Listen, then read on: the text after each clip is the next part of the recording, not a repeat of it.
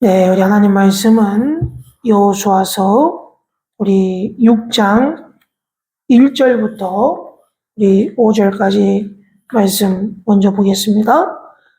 네, 여호수아 6장 20절, 21절 이렇게 봉독하도록 하겠습니다. 제가 먼저 여호수아서 구약 성경 325쪽이 되겠습니다. 네, 제가 봉독합니다. 이스라엘 자손들로 말미암아 여리고는 굳게 닫혔고 출입하는 자가 없더라.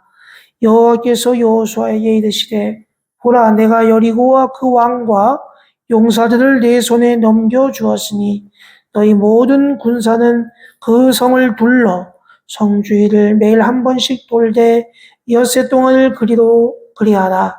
제사장 7은 7 양각 나팔을 잡고 언약궤 앞에서 나아갈 것이요 7째 날에는 그 성을 7번 돌며 그 제사장들은 나팔을 불 것이며 제사장들이 양각 나팔을 길게 불어 그 나팔 소리가 너희에게 들릴 때에는 백성은 다 큰 소리로 외쳐 부를 것이라.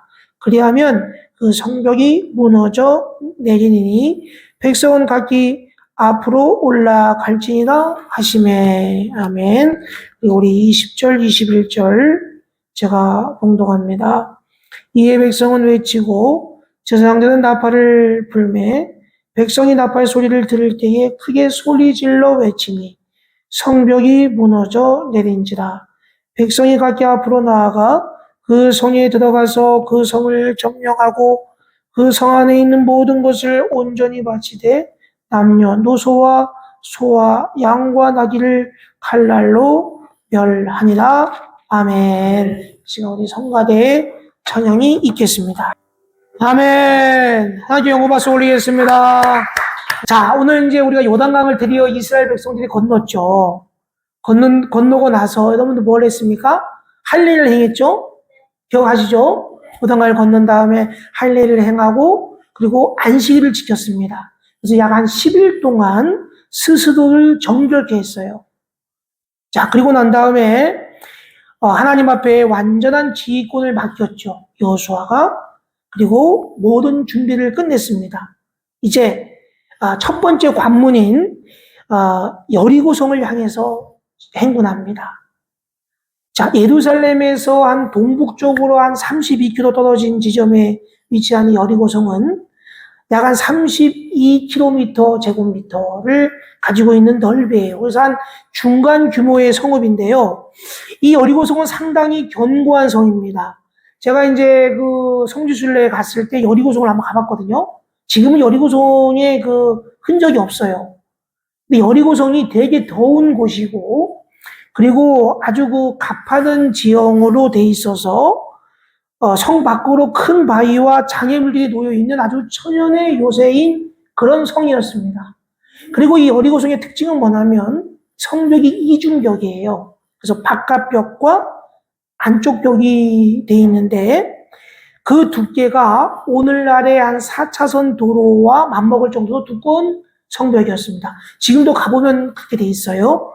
그리고 특별히 높이는 7.5m, 그리고 두께는 6m를 가지고 있는 그러한 아주 엄청난 규모의 여리고성이었습니다. 자, 바깥벽과 이 안쪽 벽의 사이에는 4차선 도로와 같은 도로가 이렇게 갈 정도로, 그러니까 거기서는 미리 사람들이 이제 말로 준비하고 전쟁 준비도 하고 이런 곳이죠. 그리고 그 요소요소마다 이 성벽 위에 망루가 있는데 망루가 위치가 잘 돼 있어가지고 수키로까지 볼 수 있도록 그렇게 아주 적군의 동태를 한눈에 파악할 수 있을 정도로 잘 돼 있는 성이었습니다. 그리고 막강한 병사들이 거기 안에 있었죠. 근데 이제 이러한 아주 견고한 요새인 여리고성에 비하면 이스라엘 백성들은 사실은 그냥 유목민에 불과했고 변변한 장비도 없는 그런 군사들이었습니다. 자, 이런 악조건에도 불구하고 반드시 이스라엘은 여리고성을 정복해야만 했습니다. 왜 그러냐면 여리고성이 군사와 교통의 중심지였습니다. 그래서 가나안에 진입하는 교통의 핵심 지역에 위치한 성이었기 때문에 이 성을 장악해야만 가나안 땅을 정복할 수 있는 거점을 확보할 수가 있었던 거예요. 그리고 이 여리고성을 정복하면 가나안의 남쪽과 북쪽을 차단하게 되는 것입니다. 우리가 이제 인천 상륙 작전을 한 이유가 뭐냐면 북한 6.25 때 북한들이 쭉 내려와가지고 우리나라가 낙동강을 제외한 전 지역이 북한들이 다 점령했잖아요. 그렇죠. 그래가지고 이제 그때 당시에 메가더 장군이 세 군데를 지정했단 말이에요. 원사를 가느냐, 아니면 군산을 가느냐, 인천을 가느냐. 또 세 군데를 이제 상륙작전을 생각을 했는데 동해안 쪽으로는 보통 많이 가요. 왜냐하면 이제 북한들이 잠수함을 오면 이 동해안 쪽은 깊기 때문에 잠수함이 들어오기가 좋은데 인천 쪽은 군산이나 인천은 조수간만의 차가 심해서 들어가기가 쉽지가 않단 말이에요. 조수간만을 잘 맞춰야지만 들어갈 수가 있는 거예요. 그래서 사람들이 당연히 원산 쪽이다라고 생각을 했어요. 근데 이제 인천을 상륙한 이유는 뭐냐면 북한의 보급로를 차단하고 인천을 들어옴으로써 인천 밑에 지역과 인천 위의 지역을 차단하는, 남과 북쪽을 차단하는 효과가 있단 말이에요. 지금 제가 무슨 말인지 이해가 되시죠? 그래서 여호수아는 고대 전투 전략에 병법에 보면 나누어서 정복하라 이런 전략이 있어요. 그래서 여리고성을 점령함으로써 가나안의 남쪽과 북쪽을 분열시키는 효과가 있고, 그리고 남부의 적을 전면하고 또 북쪽의 적을 전면하는 그러한 전략을 가졌다는 거예요. 이거는 우리나라 인천 상륙작전도 그렇고 1차 세계대전 때 영국군의 장군도 알렌비 장군도 그런 식으로 여호수아의 작전을 모방해서 팔레스타인을 점령할 수 있었던 것입니다. 그리고 가나안 전투에서의 첫 번째 싸움이 여리고성 전투였기 때문에 여리고성 전투는 반드시 승리해야만 했습니다. 여러분 어떤 분야이든지 간에 시작이 반이죠. 첫 번째 테이프를 잘 끊는 것이 중요해요. 야구에서도 1번 타자가 리드오프라 그래가지고 이 톱 타자가 되게 중요합니다. 톱 타자가 먼저 나가야지만 도루도 할 수 있고 또 톱 타자가 홈런을 쳐면 기선을 제압할 수도 있고, 그래서 이 톱 타자가 되게 중요한 것처럼 이 여리고성의 전투는 너무너무 중요한 것이었습니다. 자, 그런데 그때에 하나님께서 여호수아에게 이렇게 말씀하시죠. 2절 말씀을 한번 보겠습니다. 하나님이 뭐라고 말씀하시냐면 여호와께서 여호수아에게 이르시되 보라, 내가 여리고와 그 왕과 용사들을 내 손에 넘겨주었으니, 이렇게 돼 있어요. 이 말은 무슨 말이냐면 여호수아 너 반드시 승리할 거야, 지금 이렇게 말하고 있는 거예요. 네 손에 넘겨줬다. 이 얘기는 무슨 말이냐면 히브리어 시제로 이미 완료된 거예요. 그러니까 이미 너에게 내가 여리고성의 그 왕과 그리고 용사들과 그 성읍을 내가 너에게 이미 넘겨주었다. 이게 선포한 겁니다. 그러니까 반드시 너 승리할 거야. 스포츠 경기나 인생의 어떤 게임에 있어서요, 여러분들 첫 번째가 너무 중요해요. 여러분들 UFC 경기를 딱 보잖아요? 그러면 처음에 딱 서가지고 눈빛 싸움을 해. 권투 선수들 눈빛 싸움 딱 해. 그러면 딱 권투 선수들이나 UFC 선수를 눈빛 싸움을 딱 할 때 보면 눈빛 싸움에서 막 눈을 회피하거나 눈을 껌뻑껌뻑하거나 이런 것도 진 거예요. 근데 눈을 딱 보고 딱 이렇게 하고 있으면 그것으로 이긴 거야, 그 사람은. 그러니까 하나님은 이미 여호수아에게 너 이미 이겼어. 너 게임 끝난 거야. 이미 자신감을 준 겁니다. 그러니까 여러분들 이 두려움, 겁, 이거는 사탄이 주는 마음이에요. 세상이 막 크고 막 무섭게 보이고 그러면 이미 사탄이 주는 마음이라고 생각하셔야 돼요. 근데 하나님은 이미 우리에게 너 이겼어. 그러면 지옥은 결코 천국을 이기지 못합니다. 사탄의 권세가 감히 건드릴 수 없는 영적 보호막이 우리에게 있는 줄 믿습니다. 자, 우리 한번 앞뒤자분들과 인사합니다. 먼저 이렇게 물어보세요. 하나님을 믿습니까? 이렇게 물어보면 네, 믿습니다. 이렇게 하면 그러면 승리를 확신하세요. 이렇게 하는 거야, 알죠? 잘 훈련을 잘 하셔야 되는데. 안 난 것 같아요? 한번 해볼까요? 자, 당신은 하나님을 믿습니까? 한번 해보세요. 시작! 당신은 하나님을 믿습니까? 그러면, 예, 하나님을 믿습니다. 시작! 예, 하나님을 믿습니다. 우리 임재화 선생님 제일 잘하세요. 그러면 승리를 확신하십시오. 시작! 승리를 확신하십시오. 자, 이제 한 번 더 하면 이제 본 게임이 시작하는 거예요. 예비 게임 시작했으니까. 자, 제가 한 번 더. 당신은 하나님 믿습니까? 시작! 당신을 하나님을 믿습니까? 네, 하나님을 믿습니다. 당신을 확신하십시오. 네. 그래요. 하나님은 이미 여호수아에게 승리의 확신을 주셨습니다. 자, 그러면서 이제 하나님이 그렇게 한 다음에 나 너에게 승리를 줬어? 이미 넘겼어? 하나님이 하는 말이 여리고 작전을 브리핑해 주는데 이게 어이없는 작전이에요. 성 주위를 돌라는 거예요. 무기를 점검해라, 성벽을 부술, 특수병기를 준비해라, 참호를 파라, 돌격대를 뽑으라, 이런 군사명령은 하지도 않고 그냥 군사들과 제사장들과 함께 그냥 하루에 한 번씩 성벽을 돌라는 거야. 하루에 한 번. 그럼 며칠이에요? 6번을 돌고 마지막 7일째 되는 날은 6바퀴를 돌고 크게 나팔을 불고 소리를 지르면 성벽이 무너질 것이라는 거예요. 그리고 너희들이 1거에 달려가면 여리고성을 정복할 수가 있다. 이렇게 얘기하는 거예요.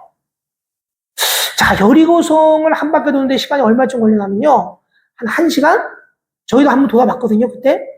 그때 여리고가 제가 기억으로 성지순례 갔을 때 한 40도인가. 엄청 높았어요. 거기를 돌라는 거야. 환장하겠더라고. 거기를 돌라니까. 근데 여러분들 지금 보세요. 그것도 도는 건데, 돌 때 보면 이제 그림을 한번 보여주세요. 그림을 한번 보시면 뭐라고 되어 있냐면, 하나님께서 구체적으로 말씀해 주셨어. 여리고성을 돌 때 맨 앞에 뭐예요? 선발 부대가 딱 앞장서. 그 뒤에 양각 나팔을 든 7명의 제사장들이 따르고 그 뒤에 언약궤가 있고 그 뒤에 이스라엘 군대가 서라. 이렇게 알려주신 거예요. 이것이 전부야. 딴 얘기는 안 했어요. 그냥 그거를 성을 한 바퀴 빙 돌고 그 다음에는 자기 진지로 돌아가는 거야. 아무 움직임도 없어요. 또 그 다음날 같은 시각에 이스라엘 군사들이 또 한 번 와서 뒤 한 번 돌고 그리고 그냥 자기네 진지로 돌아가는 거야. 그러니까 여리고성 사람들은 무기를 들고 너무나 황당한 거지. 아니 6일 동안 그냥 아무 말도 없이 도는 거예요. 자, 근데 여기서 하나님이 말씀하신 것 중에 키포인트는 뭐냐면 행진하는 군대의 중심에 뭐가 있어요? 언약궤가 있죠. 우리가 요단강을 건널 때도 언약궤가 항상 중심이었죠. 그리고 출애굽에서 이동할 때도 항상 언약궤가 중심이었단 말이에요. 그런 것처럼 이 언약궤는 하나님의 말씀에 상징합니다. 하나님의 임재를 상징해요. 그러니까 언약궤가 중심에 선다는 것은 하나님이 이스라엘 군대의 중심에 선다는 의미인 것입니다. 여러분 이걸 꼭 기억하세요.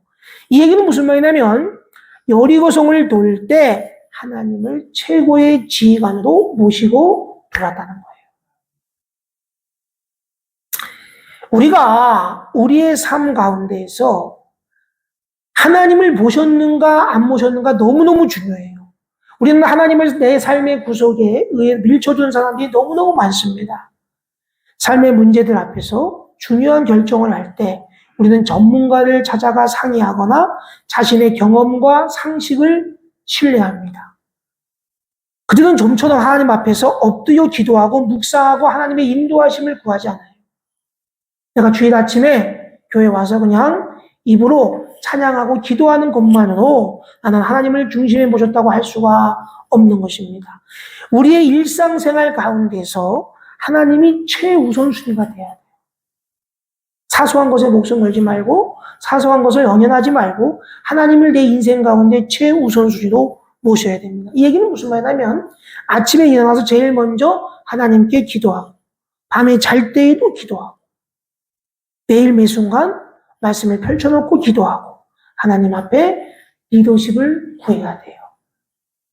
이것이 바로 하나님이 여호수아에게 명령하신 의미인 것입니다. 언약궤를 중심으로 여리고성을 돌아라. 이렇게 말씀한 거예요.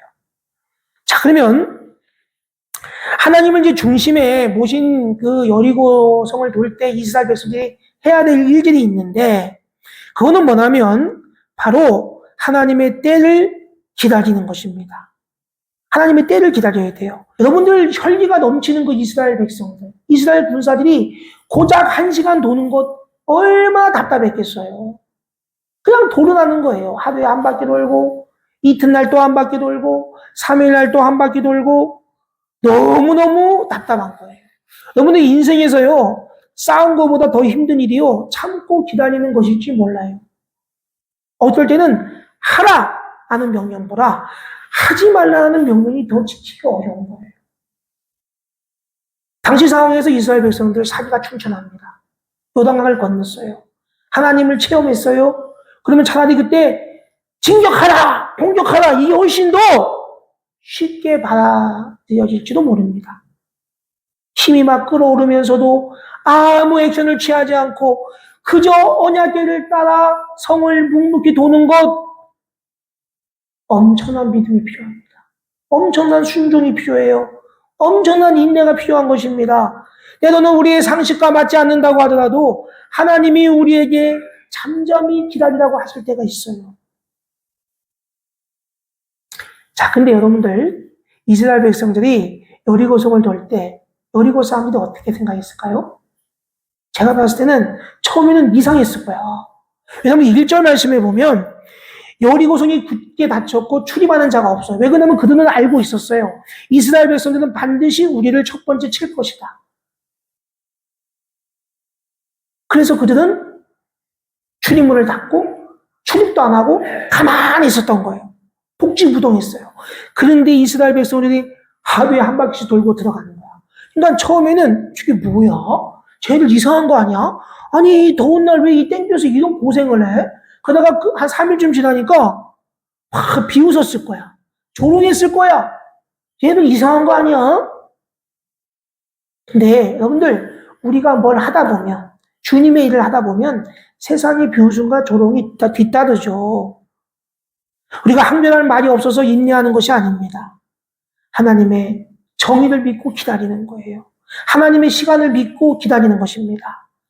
자, 그런데 신기한 건 뭐냐면 이제 여리고 성을 한 바퀴 돌면 세상적인 방법으로는 한 바퀴 돌 때마다 여리고성이 조금씩 무너져야 돼.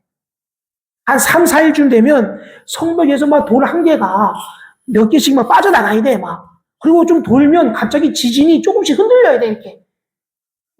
그래야 되는 거 아니에요? 그러면 5일째 되면 막 성벽에 금이 가기 시작해야 돼. 인간적으로 보면 그래요. 성벽 상태 이상 징후가 보여야 돼요. 그런데 여리고성은 7일째까지 오늘 성경 말씀에 보면 꿈쩍도 안 했어요. 7일째 성을 7번 돌는 그 순간까지도 아무 일도 일어나지 않았어요.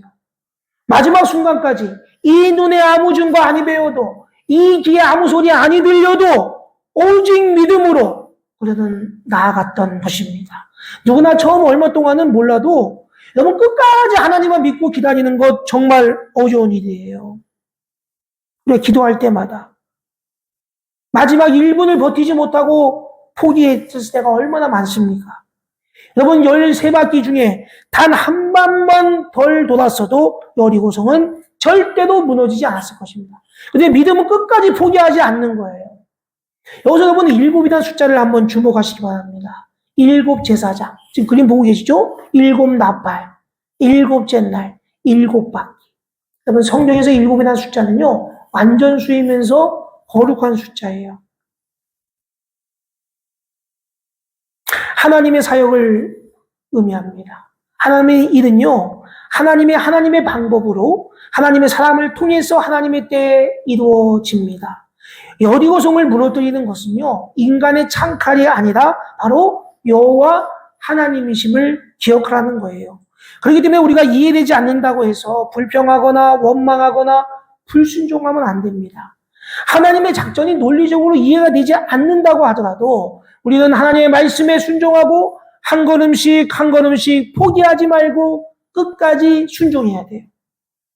그래서 우리는 설명을 붙잡는 것이 아니라 하나님의 약속을 붙잡는 거예요. 우리는 자꾸만 목사님한테 그래, 어떤 사람이, 목사님 저에게 믿음을 설명해 주세요. 믿음을 잘 설명해 주세요. 여러분, 설명을 붙잡는 게 아니고 하나님의 언약을 붙잡는 거예요.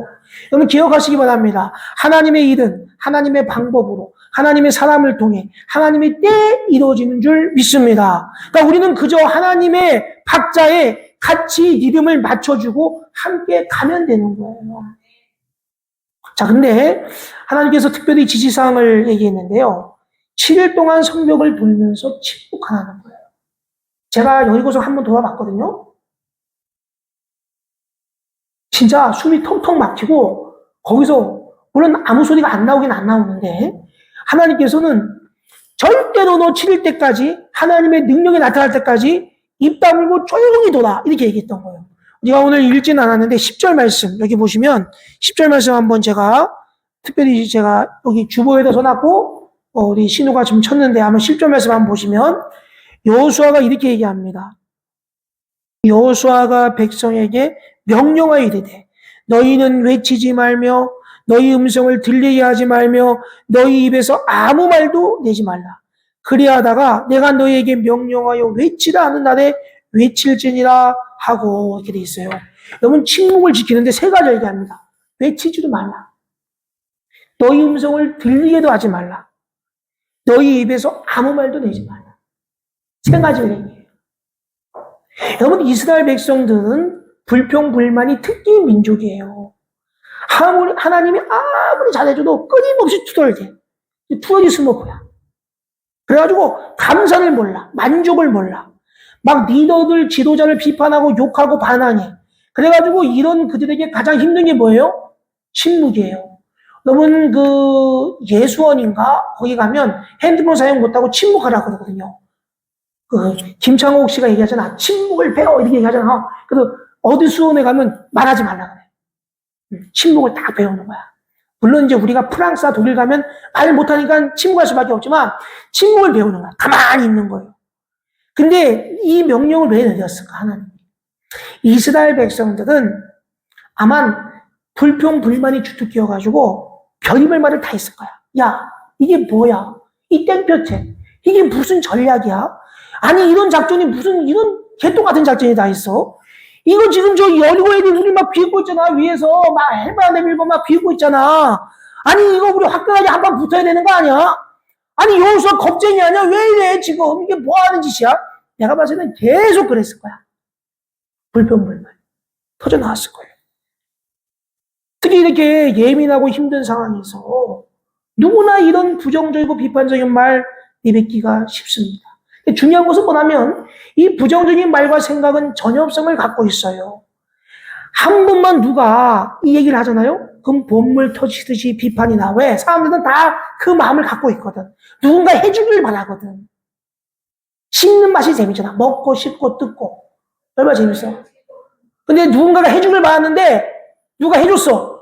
맞아 나도 그래. 아우 나 정말 속 터지겠어. 아우 죽겠어 진짜. 누군가가 해주길 바라거든. 근데 하나님께서 여리고성을 도는 동안 어떤 불신의 표현도 하지 못하도록 했습니다. 저는 이스라엘 백성이 대단하다고 생각해요. 60만 명이 한마디도 안 했다는 거. 놀라운 군대 아니에요? 이들이 한마디도 안 합니다. 침묵합니다. 조용합니다. 더 놀라운 것은 뭐냐면 오늘 제가 읽지는 않았지만 이들이 여리고성을 도는데 언제 돌았냐면 아침에 일찍 일어났어요. 자, 12절 말씀을 보면 여호수아가 아침에 일찍이 일어났다. 그리고 7째 날에는 새벽에 그들이 일찍이 일어났다라고 되어 있습니다. 하나님은 시간을 정해주지 않았습니다. 근데 여호수아는 이스라엘 백성들과 함께 아침 일찍 일어나서 새벽에 돌았어요. 적극적으로 했던 것입니다. 여러분, 주도권을 잡고 보스의 자리에 있는 사람이라면 적극적으로 나설 수 있죠. 근데 여러분들 자발적인 적극성 보이기가 너무너무 힘듭니다. 자, 그런데 이 여호수아를 통해서 이스라엘 백성들이 자발적으로 순종하여 새벽에 아침에 일찍 일어났던 것입니다. 자, 그런데 여기서 또 중요한 것은 뭐냐면 하나님께서 언약궤 앞에 선 행군하는 그 7 제사장들에게 양각 나팔을 불라고 했어요. 양각 나팔은 뭐냐면 양의 뿔로 만든 나팔입니다. 히브리어로 쇼파르라고 그래요. 쇼페르. 근데 우리 그 사슴 보면 사슴뿔 이렇게 있잖아요. 우리 여기 이경찬 장로님 동생분 하시는 사슴뿔. 양도 이렇게 양뿔이 이렇게 있는데 양뿔이 조금만 있으면 눈을 찌르거든요. 그래서 양뿔을 잘라줘야 돼요. 그래서 양의 뿔을 잘라서 만든 나팔이 양각 나팔이에요. 근데 중요한 건 뭐냐면 여러분 전투 때 쓰는 나팔은 은나팔입니다. 그럼 양각 나팔은 언제 쓰는 나팔이에요? 예배 때 쓰는 나팔이에요. 이게 중요한 거예요. 보통 전쟁 때 보면 이렇게 불러요. 길게 부르고 짧게 부르고 뭐 1초 부르고 그 나팔을 부는 사람이 잘 불어줘야지만 그게 신호입니다. 멈춰서라, 공격하라 이런 것을 나팔을 불어서 신호를 표시하거든요. 근데 그때 부는 나팔은 은나팔입니다. 근데 여기 나오는 양각 나팔은 예배 때 불던 나팔이다. 이 말은 뭐냐면 다시 한번 얘기하지만 이 전쟁은 인간의 힘으로 하는 것이 아니라 누가 하는 전쟁이다? 하나님이 하시는 전쟁이라는 거예요. 하나님의 힘으로 하는 전쟁이에요. 하나님께 집중하는 거예요. 그러니까 여러분 침묵을 명한 것은 잘 들으라는 거예요. 여러분 예배가 누구께 집중하는 거예요? 여호와 하나님께 집중하는 거예요. 인간의 소리가 시끄러우면요 하나님의 소리가 잘 안 들려요. 오늘 우리 신우가 찬양을 하는데 얼마나 잘 들리는지 몰라. 맞죠? 잘 들리잖아요 찬양 소리가. 응? 그래서 짐 엘리어트는 이런 말을 했어요. 사탄은 적어도 3가지를 확실하게 장악하고 있다. 첫 번째는 소음, 두 번째는 조급함, 그리고 세 번째는 군중이다. 사탄은 이 3가지를 장악하고 있어요. 소음을 통해서 막 사람의 마음을 뒤집어놔요. 조급함을 통해서 사람의 마음을 막 뒤집어놔요. 군중을 통해서 군중 심리를 통해서 사람의 마음을 뒤집어 놓는 거예요. 그러니까 리더가 이런 장애물을 물리치고 하나님의 임재 앞에 잠잠하지 않으면 그분의 소리를 들을 수가 없어요. 그러니까 어떤 때는 침묵 기도가 필요한 것입니다. 그리고 하나님의 사람의 가장 큰 전투 준비는 예배입니다. 예배를 통해서 준비하는 거예요. 그러니까 이 양각 나팔을 분다는 것은 뭐냐면 평상시에 예배 훈련이 안 돼 있으면 양각 나팔 소리를 들을 수가 없어요. 예배가 살아있을 때, 하나님과의 관계가 살아있을 때 가장 강한 여리고성도 무너뜨릴 수가 있는 줄 믿습니다. 자, 그래서 예배를 위해 쓰던 양각 나팔은 하나님의 임재를 선포하는 축제의 나팔이에요. 뽑을 때 하나님의 임재를 상징하는 겁니다. 축제를 상징하는 것입니다. 시편 24편 7절 말씀에 문들아 너희 머리를 들지어다 영원한 문들아 들릴지어다 영광의 왕이 들어가시리로다. 아멘. 마지막 날 축제의 나팔을 길게 불면서 승리의 함성을 외치라는 거예요. 자, 나는 한번 상상해봤어요. 이스라엘 백성들이 자 하루에 한 바퀴씩 돌고 6번 돌았죠. 7번째 날 7번을 돌았어요. 다 돌았단 말이에요. 그 다음에 이제 양각 나팔을 하고 불었어. 쭉 이렇게 불었단 말이에요. 그때 와 하고 소리를 지르는데 뭐라고 지르었을까? 한번 생각해 보세요. 만약 나에게 그런 상황이 있을 때 여러분 그걸 그려보라는 거예요. 이제 내가 다 마쳤어. 하나님 앞에 다 순종했어요. 그 다음에 내가 하나님 앞에 이제 하나님이 구체적으로 야 이렇게 외치라고 얘기는 안 하셨어. 이제부터는 이제 우리의 몫인 거야. 성경을 읽는 독자의 몫이라고. 그때 뭐라고 외치냐고. 난 그때 외치고 싶어. 그때가 왔으면 좋겠어. 그런 상상을 해보세요. 이제 우리가 다 준비를 마쳤어. 그리고 이제 마지막 여리고성을 향해서 외치는데 어떤 사람은 그냥 와 이렇게 외치는 사람도 있고 어떤 사람은 여리고성아 무너져라 이렇게 하는 사람도 있고 여리고성은 우리의 밥이다 이렇게 하는 사람도 있고 다 다른 거예요. 그 말이. 그건 여러분의 믿음인 거야. 이 얘기는 무슨 말이냐면 성이 무너지기 전에 이미 성이 무너질 것을 확신하는 것, 이것이 믿음이에요. 그러니까 믿음은 보이지 않는 것들의 증거다 그러잖아요. 내가 지금 보지 않았어. 여리고성이 무너지는 것을 보지 않았단 말이에요. 근데 내가 여리고성이 무너지는 것을 상상하면서 외치다는 거예요.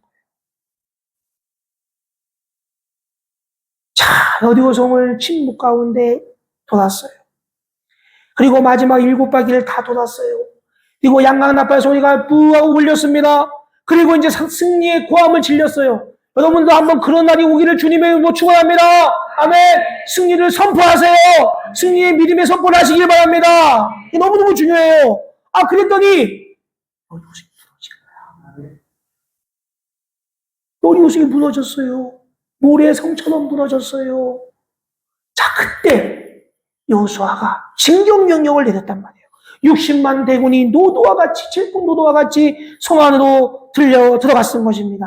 자, 그런데 오늘 제가 읽었지만 21절에 이렇게 얘기를 합니다. 20절과 21절에 이에 백성은 외치고 제사장들은 나팔을 불매 백성이 나팔 소리를 들을 때에 크게 소리질러 외치니 성벽이 무너져 내린지라. 백성이 각기 앞으로 나아가 그 성에 들어가서 그 성을 점령하고 그 성 안에 있는 모든 것을 온전히 바치되 남녀노소와 소와 양과 나귀를 칼날로 멸하니라. 아멘. 하나님께서 뭐라고 얘기하시냐면 철저하게 파괴시켜라 이렇게 말씀하세요. 이 얘기는 무슨 말이냐면 죄의 뿌리를 제거하라 이런 말이에요. 여리고라는 동네는요, 달의 여신을 섬기는 우상 숭배가 만연한 성이었습니다. 그래서 그들은 너무나 성적으로 음란하고 잔인하고 폭력적인 민족이었어요. 그렇기 때문에 그들에게는 너무나 음란한 문화들이 많았고 비신적인 문화가 많았던 것입니다. 그렇기 때문에 하나님께서는 여리고성에 있는 그 죄를 다 철저하게 없어버려라 이렇게 말씀하고 있는 것입니다. 중요한 것은 하나님은 죄를 철저하게 싫어하세요.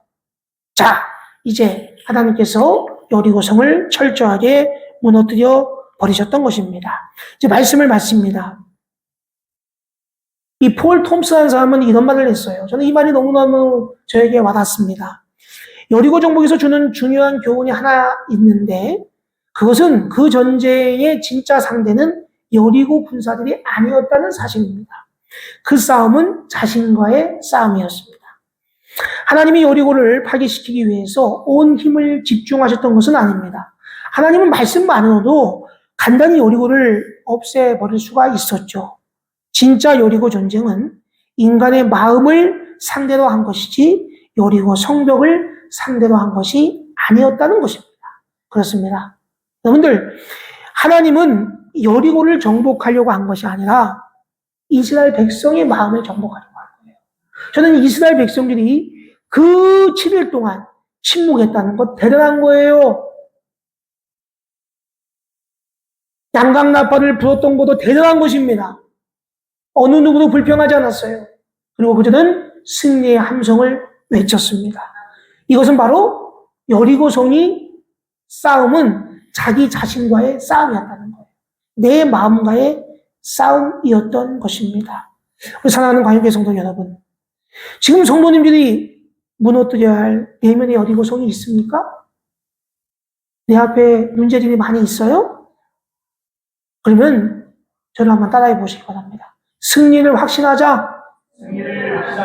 하나님을 내 삶의 중심에 두자. 승리를 선포하자. 예, 여러분들 승리를 선포하시기 바랍니다. 내가 믿음의 선포를 할 때에 그 믿음이 나의 믿음이 되는 줄 믿습니다. 아멘. 그러한 믿음을 선포하셔서 하나님 가운데 승리를 맛보시기를 주님의 이름으로 축원합니다. 아멘. 다 같이 기도하겠습니다. 사랑과 은혜가 많으신 하나님 아버지, 오늘 이스라엘 백성들이 여리고성 전투의 승리 이야기를 배웠습니다. 하나님은 이스라엘 백성들에게 먼저 승리를 확신시켜 주십니다. 이미 승리했다는 자신감을 주십니다. 우리 사랑하는 관영교회 성도님들이 어려운 문제 앞에서 자신감을 가지고 믿음으로 행동하게 하여 주옵소서. 하나님께서 이스라엘 백성들에게 이해가 되지 않는 명령을 내립니다. 침묵하라고 하고 하나님의 때를 기다리라고 합니다. 주님, 관영교회 성도님들도 하나님의 명령에 인내하며 끝까지 순종하게 하여 주시옵소서. 하나님을 내 마음속에 중심으로 모시고 인도하심을 따르게 하여 주옵소서. 그래서 우리 내님 안에 있는 여러 가지 복잡한 여리고성과 같은 그 문제들이 하나님의 말씀 앞에 무너지는 놀라운 역사가 있게 하여 주시옵소서. 그래서 하나님이 주시는 그 기쁨을 가지고 승리를 선포하며 하나님과 함께 승리하며 나아갈 수 있도록 우리 주님 도와주시옵소서. 이 모든 말씀 예수님의 이름으로 기도하옵나이다. 아멘.